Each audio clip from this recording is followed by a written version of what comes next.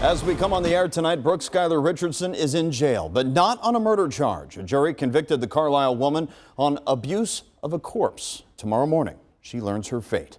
And we were there as the young woman heard the verdict. The jury found her not guilty on the most serious charges she faced. The Carlisle woman broke down in tears while the verdicts were read. Good evening, everyone, and thank you so much for joining us tonight. I'm Craig McKee. Tanya O'Rourke has the night off. Now, this is a case that gripped the country, and after 2 years, it's almost done. Jurors found Richardson not guilty of aggravated murder, not guilty of involuntary manslaughter, and not guilty of child endangerment, and guilty of abuse of a corpse. Richardson could face jail time on that charge. Her sentencing is set for 11 a.m. We'll have more on that in just a moment. But first, a look at how we got here and the reaction already pouring in after the verdict. Prosecutors argue Richardson killed and buried her newborn baby in 2017, just days after her senior prom. They claim that she never intended to keep the baby at all, and the defense says that's just not the case, and that baby was stillborn. Prosecutors argue that Richardson wanted to keep her protected and perfect life. The defense said that she was sad and scared.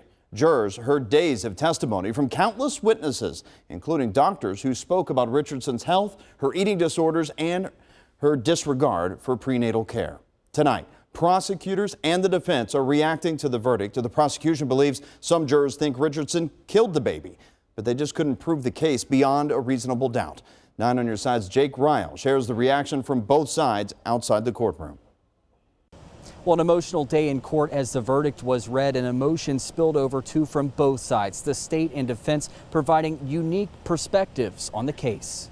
This moment in court, 2 years in the making. We felt very strongly about what we believed happened. The question for us for 2 years has been, will we be able to prove it beyond a reasonable doubt? A jury made the decision Thursday after 4 hours of deliberating. This was well overcharged from the get-go, and it was so juicy for the government to think that, oh, not only did she murder her baby, but she burned her baby. Warren County Prosecutor David Fornshell admitted they did not have a medical cause of death.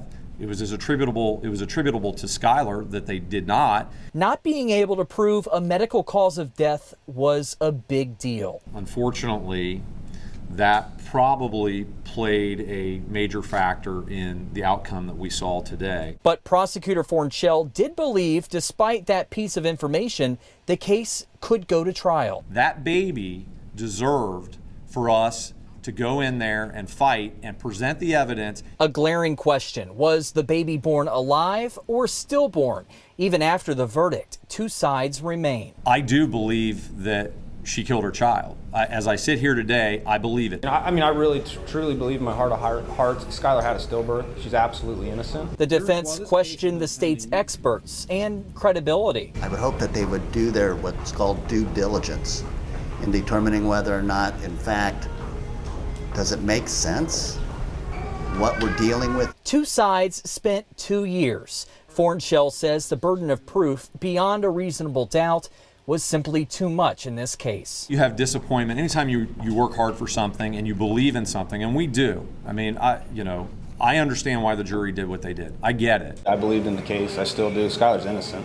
And the prosecutor's office is hoping to meet with jurors to find out what went wrong and how they felt about the trial. They're hoping to use it as a learning lesson. For now, reporting in Lebanon, Jake Ryle, 9 on your side.